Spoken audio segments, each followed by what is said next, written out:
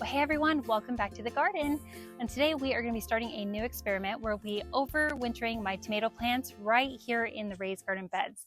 So if you're in a warm climate like mine, zone 9B, then supposedly this is totally possible, but I've never tried it before. So I'm going to be sharing the steps that I'm taking to give my plants the best chance of surviving the winter, and we'll also be taking cuttings as backups so that either way we hopefully get a head start on the upcoming season. So let's get started.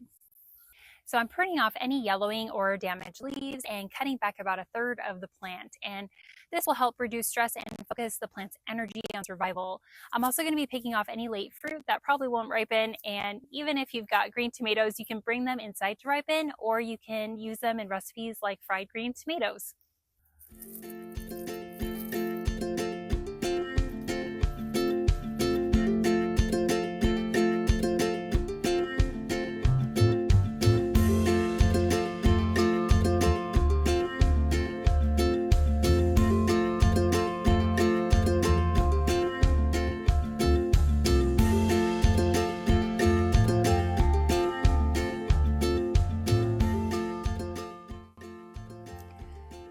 So as I was cleaning up all of the remaining cherry tomatoes, I spotted quite a few that had been affected by the frost.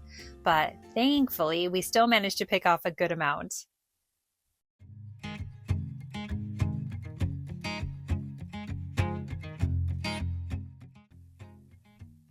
I thought it would be best to try two different methods for our cuttings. So the first method, I filled up some mason jars with water, and then for my second method, I prepped some additional pots with raised garden bed soil, a little bit of garden tone, and also some compost and grow mulch to top them off.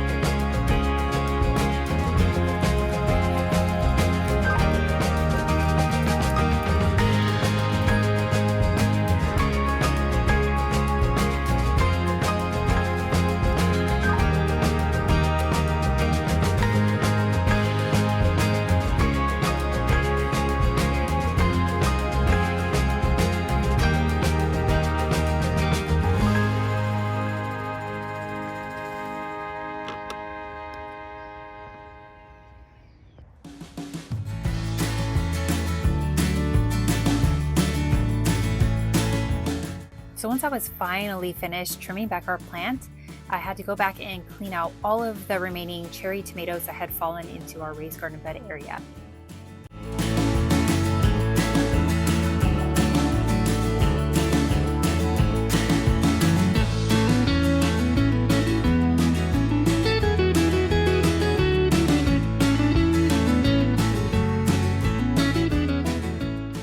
So now that the plants are all cleaned up, here are the steps that I'm taking to overwinter them right here in my raised garden beds.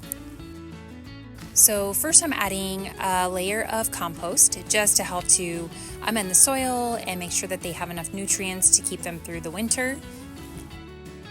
Next I'm adding a thick layer of mulch about 2 to 3 inches around the base of each plant, and this will insulate the roots and keep the soil temperature stable during cooler nights. Other steps that I'll be taking are covering the plants at night when the temperatures are 40 degrees or below with either an old sheet or some burlap cloth, making sure not to let it touch the plant directly. So I'll be leaving the hoops in place to use that.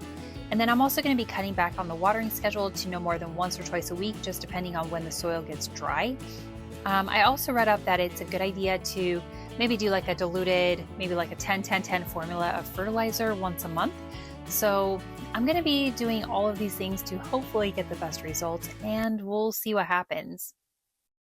So now we're back in the garden this morning. I thought it would be nice for you guys to see the final result in the daylight, and I guess that's the plan. So that's it for today's video with a little bit of, pruning, mulching, frost protection, and a little experimenting with cuttings. I am excited to see how these tomatoes handle our winter season. And again, this is my first time overwintering tomatoes, so this is all kind of a learning experience for me, but I'll be sure to share updates along the way. And if you've ever tried overwintering or know how to overwinter tomatoes, I would love to hear your tips in the comments below. And if this is new to you, maybe you'll want to give it a try yourselves. I just want to say thank you so much for watching, and as always, don't forget to hit that like button if you like this content, and be sure to subscribe for future updates. I hope I'll see you again on the next one. Bye!